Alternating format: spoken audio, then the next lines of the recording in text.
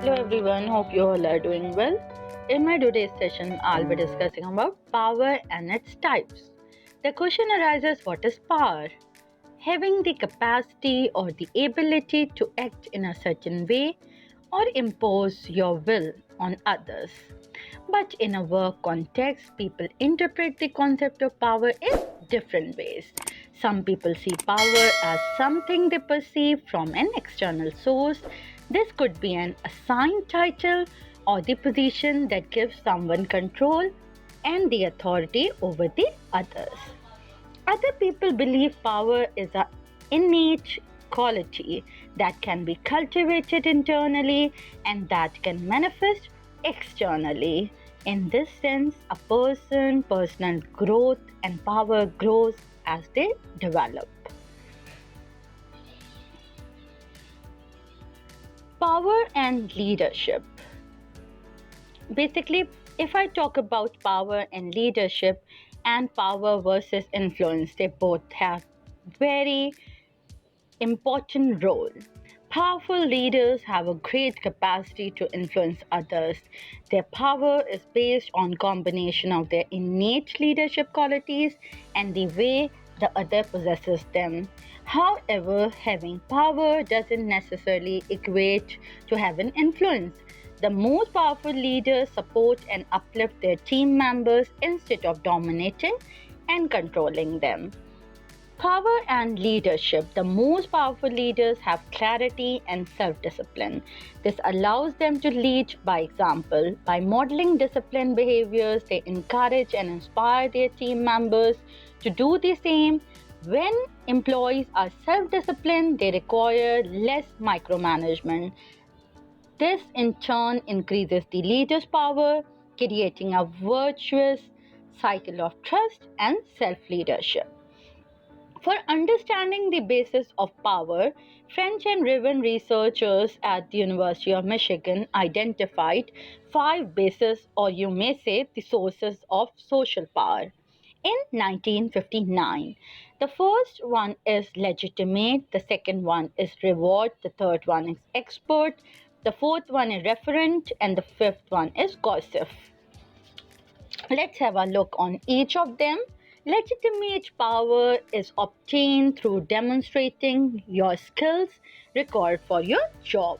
Because of this type of power, it is given, it can also be taken away. Effective leaders don't depend solely on legitimate power, instead, they use it in combination with others. Then comes reward power. Basically, reward power means having the capacity to offer rewards or benefits in exchange for carrying out a task or achieving a result.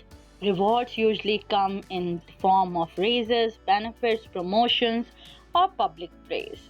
However, this type of power is not always as effective as the leaders think. Then comes expert power. The expert power comes from having both deep technical knowledge and extensive experience in the field in which you are working. Normally, it comes with the years of experience. When you have this, the expert in your field, people in your company naturally come to you to benefit from your knowledge. Your expertise give you credibility and people trust you and respect your opinions as well.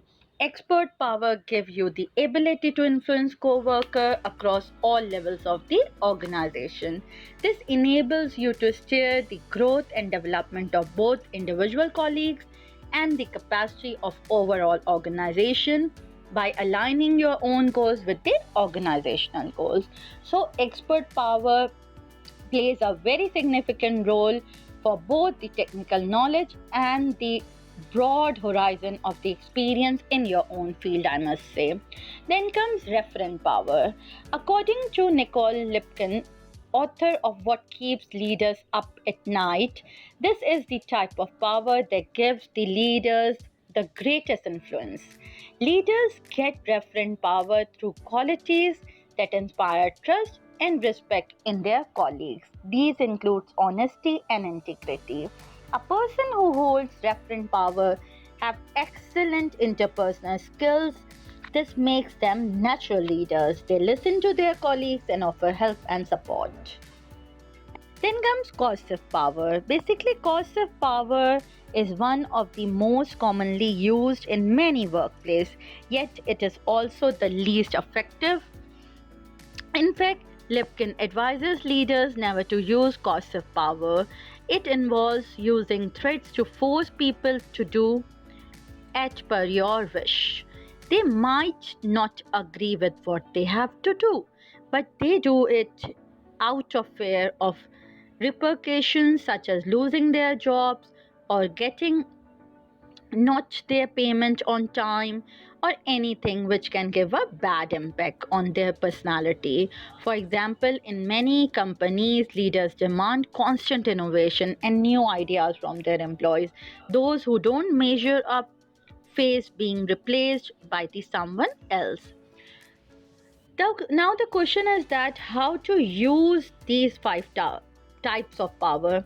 It is important to understand each type of power before looking at it. Once you have good grasp of each of them, you may consider ways to apply them at work. Understand your goals. It's much easier to create a plan when you know what the end goal is. The same can be for leadership styles and the types of power. Before delegating and motivating your team, understand what you want to achieve in doing so. Understand your team. It is also very much important to know whom you are speaking and what they value. You can get to know your team better with having a detailed conversation, like in the form of meetings, casual coffee chats, or in a structured employee engagement surveys or employee engagement programs. By familiarizing yourself with your team, you have got better idea of power type you can use and in what situations.